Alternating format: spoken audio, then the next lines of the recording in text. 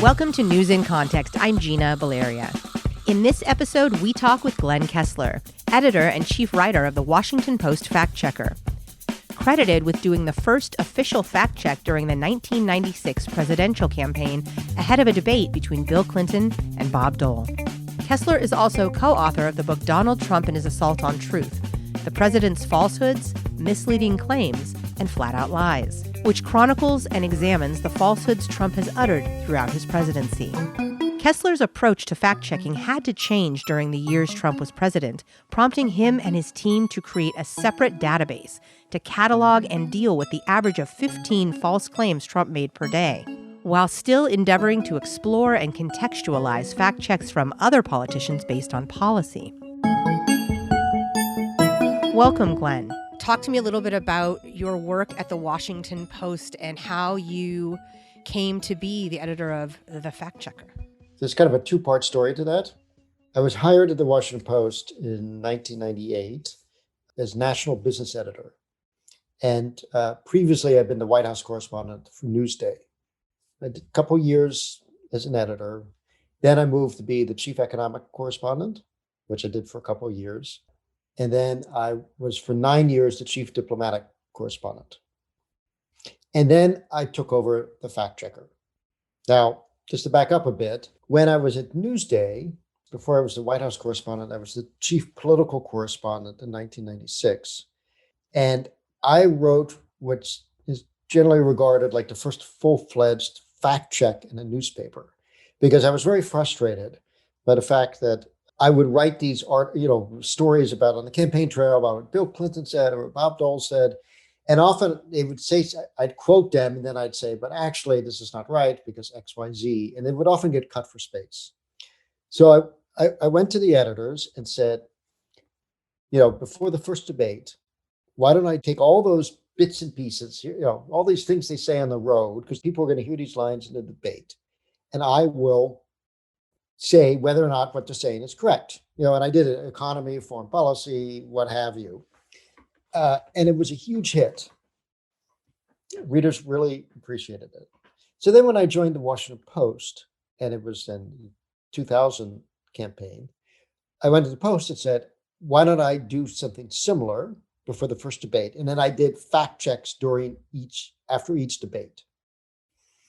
I did that in 2004 as well.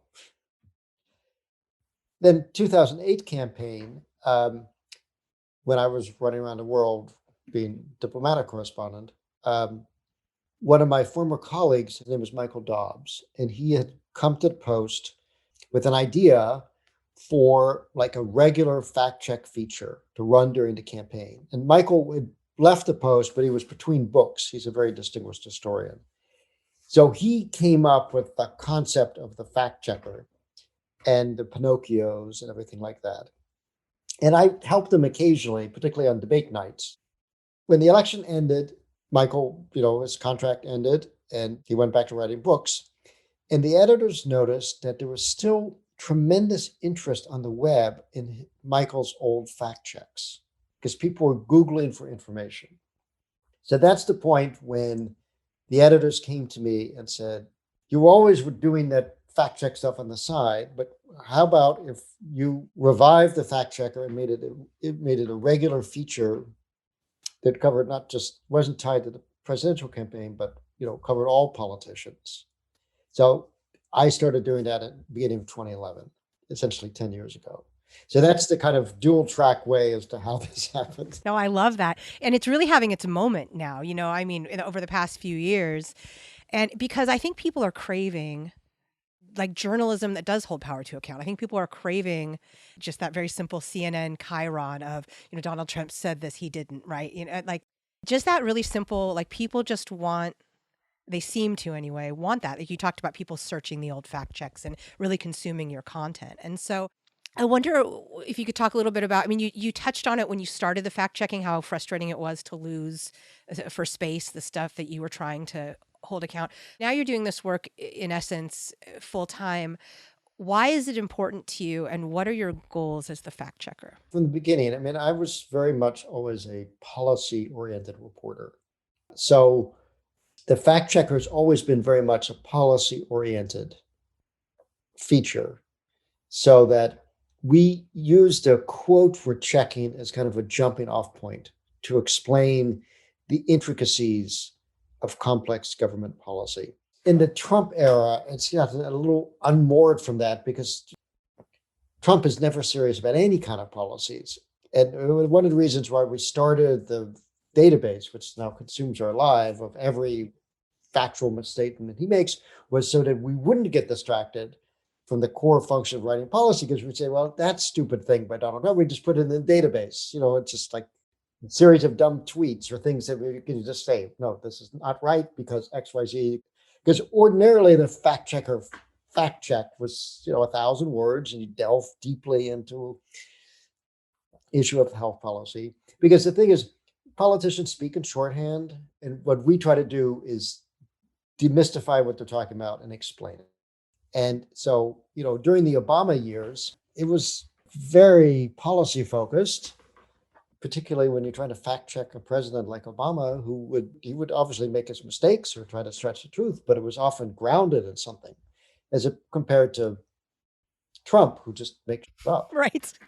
So, anyway, well, I kind of feel like with Biden, we'll get back to that old version of that, because we won't be, chasing their tails about the latest idiocy, tweeted out by the president at midnight. Well, I think that's an interesting point, because the fact check was meant to contextualize. It was meant to offer a deeper insight into policy and into what's really going on.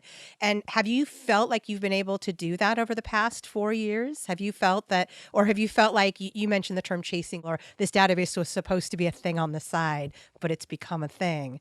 How has your job shifted? And I realize it might shift again, but how has it shifted in this current presidency?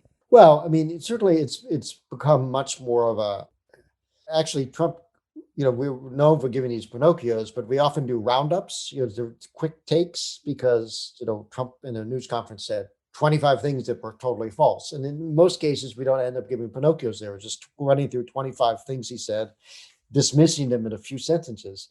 And the database is certainly, we're now trying to catch up, but he's making about 500 false or misleading claims a week.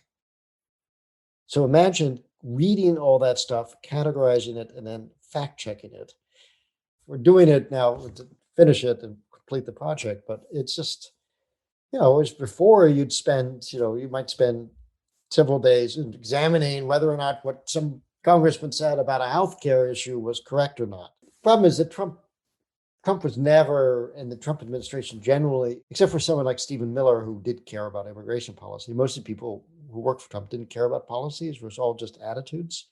So there wasn't really much to, during the healthcare debate, that was a pretty substantive period of talking about policy issues and guaranteed issue and pre-existing conditions and stuff. But the last couple of years, it's been mostly, it was good covering the Democrats because there was actually some substance to fact check. Well, are you looking forward to moving into either back into or forward into a different way of fact checking?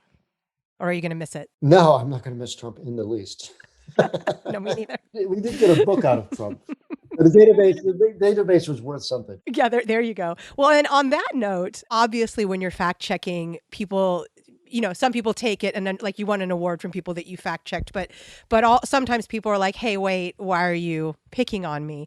So I wanted to ask you about that issue of bias, and how do you respond when someone says, hey, you're being biased, why are you picking on us, or why aren't you picking on that side or whatever? I think most of the professionals around Washington understand that we don't take sides. They're outside readers that are very partisan, that, scream at us if we attack someone on the left, or scream at us if we attack someone on the right. But most people recognize we don't play favorites. Trump has just so overwhelmed the system. He's probably earned more Pinocchios than all other politicians combined, totally. But it used to be, we were just looking for interesting things to fact check, but generally it worked out. It was like 50-50 in terms of the number of fact checks for Democrats or Republicans. And the ratings weren't necessarily that different, the average rating. because we're really just looking for things that will illuminate issues for people. And, the other thing is we don't try to play gotcha. So we have a standing policy that if we go to a politician and say, you were wrong about this, and they say, yes, you're right, I made a mistake.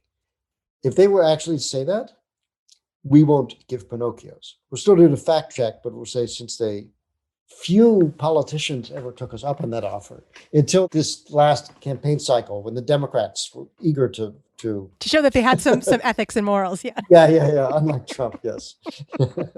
But there was once a very prominent member of Congress who openly admitted to me that he was on Meet the Press and he said something that was completely wrong. And I said, well, okay, I don't have to give the. He said, no, I'd rather take the Pinocchios than admit error. So I want to get to the question of the watchdog role of journalism and the importance of it. And so your book is a great example. The title is explicitly truthful. The assault on truth, right?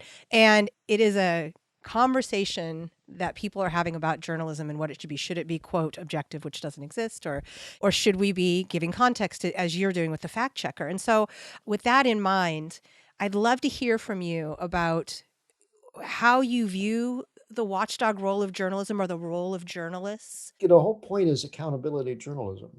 One of the gratifying things in the 10 years I've done this is, when I first started, there were very few fact-checking organizations around the world. In the US, there was PolitiFact, there was factcheck.org, and that was about it. Occasionally, ABC or CNN might do something, one or two other places overseas. But since then, there's been this explosion. Duke University keeps a census. There are now more than 400 fact-checking organizations around the world. They've spread across Africa. They've spread across South America. And I've done some training in Morocco and Panama of people who are trying to set up fact-checking organizations. And a lot of it is, this is a way, it's like an entry-level way to do basic accountability journalism. And it's particularly even in countries that don't have tremendous press freedom. In Turkey, Erdogan has attacked all sorts of news organizations, but he has pretty much left the fact checkers alone. And in part, that's because they hold everyone accountable. Traditional European news organization is more like, there's the left-leaning paper, or there's the paper associated with this political party or that political party. And so fact checking is available to be a neutral party. The fact checkers in Turkey may attack Erdogan's party, but they also attack the opposition. So it provides a level of credibility. We play no favorites. You're listening to News in Context. I'm Gina Valeria.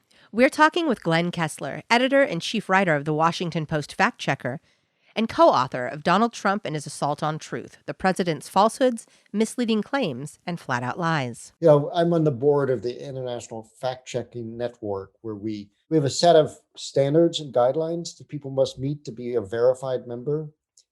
And one of the standards is you must treat, you must fact check all political parties and not show any kind of bias. Yeah, without fear or favor. Right. What are your biggest challenges when you're doing this work? Well, the biggest challenge is to make sure you have all the information you need in order to make a judgment. Because the one big difference with fact checking, Michael Dobbs, the guy who created the fact checker, he actually did a report 10 years ago or so for the New America Foundation about, the beginning of fact checking. The big thing is, at the end, you make a judgment. And that's different from traditional reporting, which is he says this, she says that, the Republican says that, Democrat says that, and there's no real judgment. But with fact checking, at the end, you sit there and say, all right, we've looked at the facts, and here's what the truth is. So you want to make sure you have all the information you need in order to make that judgment. Would you say that traditional reporting should be a he said, she said thing? I think fact-checking has actually influenced traditional reporting, particularly in the age of Trump, where people feel much more willing to say, actually, what the president just said was false, which is not what you saw before then. And fact checking was, I always said we were, we were not a supplement to the political reporting of the Washington Post. We were a complement. So there's the news conference and there's a straight report of what was said at the news conference. And then we would take something that the president said and explain why that was, exaggerated or not correct. It was a separate thing. But increasingly in the age of Trump, that's because Trump is so off the charts bad with the truth. You will see that in the course of reporting the news conference, they will say, well, this is wrong, or that's wrong, and this is why. The kind of thing that I had wanted to do back in 1996 when I was covering the Clinton and Dole on the campaign trail. For young journalists, what are some of the things you want them to know, especially with regard to this fact-checking or this navigating misinformation? The main thing is you just have to verify everything. Just because it's in the New York Times doesn't mean that it's true. Just because it's in the Washington Post doesn't mean it's true. And often, if there's a fact that seems fantastic, there's probably a reason for that. So I'll give an example, which was a story I did, lost all track of time with the pandemic, but I guess maybe now it's almost 2 years ago. This was a front page story in the Washington Post during the whole debate over funding for Trump's border barrier. And in the front page Washington Post article, it said 70% of women who travel through Mexico on the way to the US border are raped. And I said, God, that's an amazing statistic. How is that statistic possible? Checking it was, I think the Post story attributed it to Amnesty International. Amnesty International says, where did Amnesty International get this? So first step, Amnesty International. Amnesty International says, that's not our figure. We didn't come up with that figure. But all over the internet and all over the web and in many, many news stories, it was listed as an Amnesty International figure. Now, it turns out there was an Amnesty International report that buried in it, cited it to something else.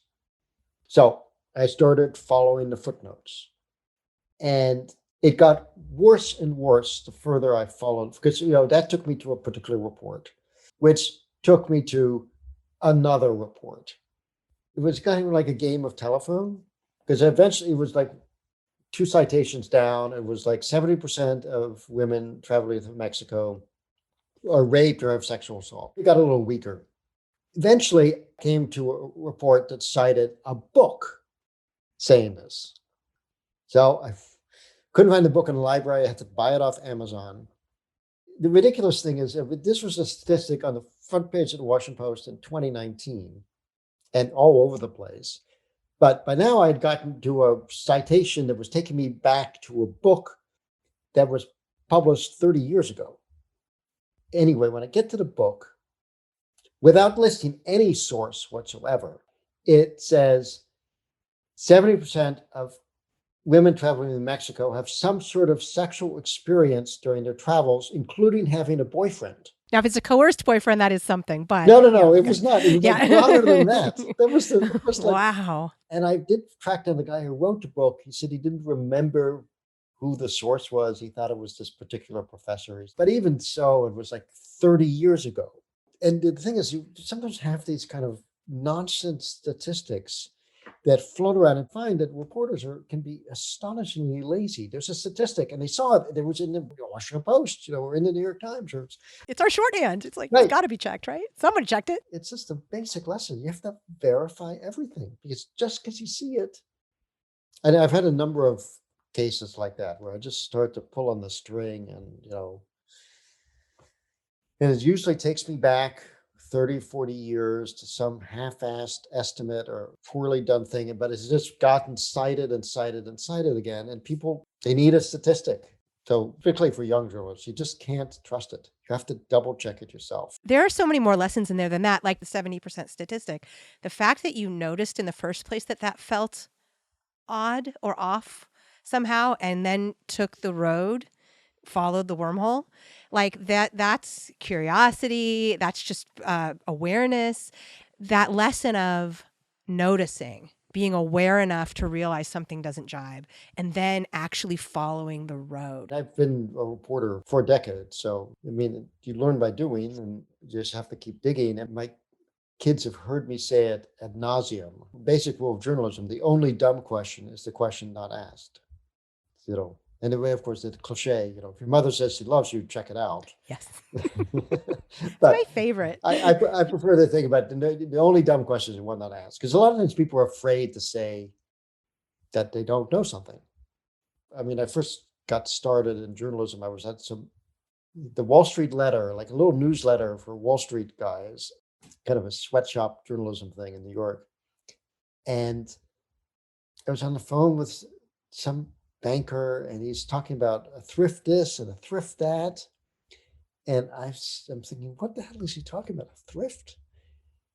And so I say, what's a thrift? And the guy suddenly says, who is this? How could you be working for the Wall Street Letter if you don't know what a thrift is? And he hangs up on me. He then calls back like 30 seconds later, and I answered the phone and said, so it really is you? He said, I just thought I wasn't really talking to a reporter. And I said, well, no, it was an innocent. I said, the only dumb question is a question unasked. I just don't know what a thrift is. I'm new at this job. And he says, okay, all right. A thrift, it's a shorthand for savings and loan. Okay. And the guy actually eventually became a good source of mine because, you'd invested the time, which is often the case. I often found like if someone feels like they invested time with you, they can become a good source. But anyway, if you don't know the answer, find it out. I love that. The only dumb question is a question not asked. So you've dealt with, I think, more than a lot of other journalists or a lot of other people on the planet, the onslaught of misinformation that we're currently experiencing in this moment in time. And that goes beyond just Trump saying things that flat out aren't true. It's also, misinformation outlets cropping up to look like news outlets and then peddle information, and people like wide swaths of the country getting information they think is true but is actually biased or cultivated to mislead.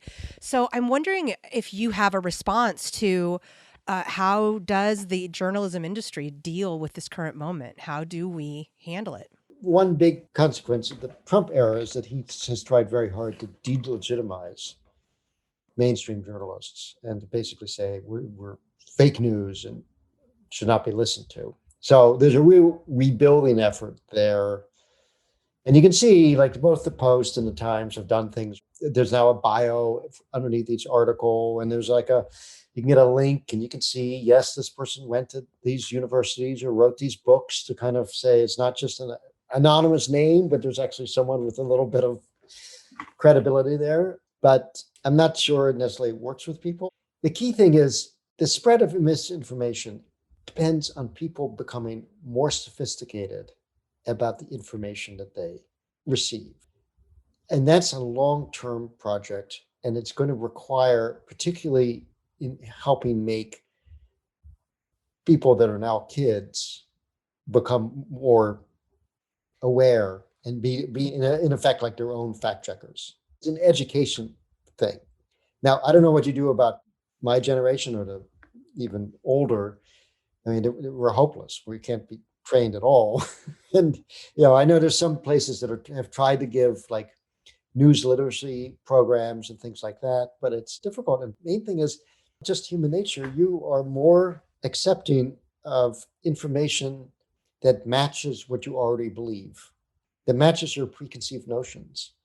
And the problem is social media companies like Twitter or Facebook, they've built algorithms. Like if you're clicking on lots of left-wing stuff, you're going to get more left-wing stuff. So it gets you further into the cul-de-sac of your own little echo gallery. Whenever I speak to students, I implore them. I say, diversify your social media feeds. You'll learn more from people you disagree with than from the people you agree with. So I always say, if you lean to the left, follow a bunch of conservatives. If you're conservative, follow a bunch of people on the left. I mean, otherwise, you're just going to get a really warped view of the world. I mean, imagine someone right now that's only watching One American News and there's a Twitter feed that's, on the right. You would think Trump had like a victory of historic proportions. Yeah, it's yes. I do some media literacy work as well. And one of the things we've come to, or I've always believed, but we've come to, is this idea of it's also about engagement and relationships. You have to relate with people. You can't just sit there and learn the checklist. But if you can engage across the difference, you can moderate your views. What journalism means to you? Why journalism? Why did you choose this? I wanted to be a journalist ever since I was in fifth grade. I liked being a writer, and I thought as a journalist, you would be able to witness important events, which is true. I was on the floor of the New York Stock Exchange when the stock market crashed in 1987. I was, in Indonesia, Banda Aceh, right after the tsunami. I was in Kenya for the signing of the Sudan peace accords. I was in Fallujah after the, Marines were there. And the great thing about journalism is, you can kind of reinvent yourself every few years with a different beat and different expertise. So, what do you think journalism is currently doing well, and where is it falling short? Where do you want to see it improve? I think the kind of accountability journalism that has been built up during the Trump years has been rather extraordinary. So I think that's doing well. I mean, where is it falling short? We can always do our best to weed out bias. I mean, there is bias of some sort, one way or the other, within journalism. Not in terms of bias, in terms of the way we necessarily write stories, but in terms of the subjects that we pick and how we explore them. So, one thing that the Post has done this year is named an assistant managing editor for diversity. She's African American, and she has a mandate to make sure that, we hire a very diverse pool of people and we cover a very diverse set of issues. One of the first projects that she spearheaded, this extraordinary series of stories, it was 8 stories, George Floyd's life and what it meant to be a Black person in America. So it explored, he grew up in a neighborhood where there was little chance of escape. He went through a schooling system where there was no chance of education. He got stuck in the jail system where there was little escape. And by all accounts, he was actually a high-functioning, intelligent man, but the series showed the constant roadblocks that systemic racism had put in his way.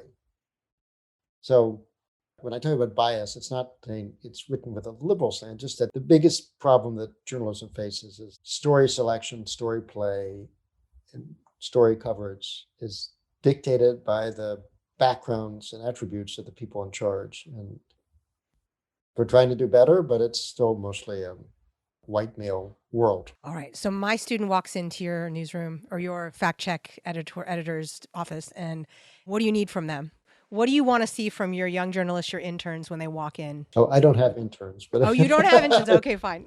The Washington Post has interns, but I don't get interns. Okay, fine. The people that I've hired to work with me, generally, I look for people that have had a background in covering state or local government and have gotten used to probing and asking questions of politicians. So the guy who is my sidekick now, he previously covered Chris Christie when he was governor of New Jersey.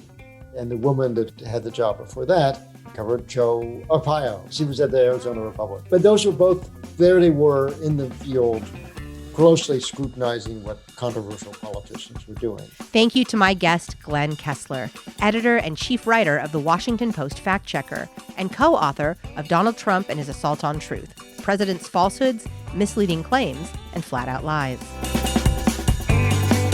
Music in this episode includes Spring Fling by Track Tribe and The Heist by Silent Partner. In addition to hearing News in Context every Friday at 8:30 a.m. and 6:30 p.m. on KSFP 102.5 in San Francisco, you can hear it on Spotify, Stitcher, Apple Podcasts, iHeartMedia, Google Play, Google Podcasts, Podbean, YouTube, and PRX.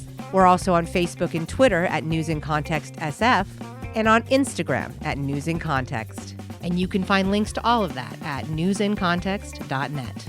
I'm Gina Valeria. Thank you for listening.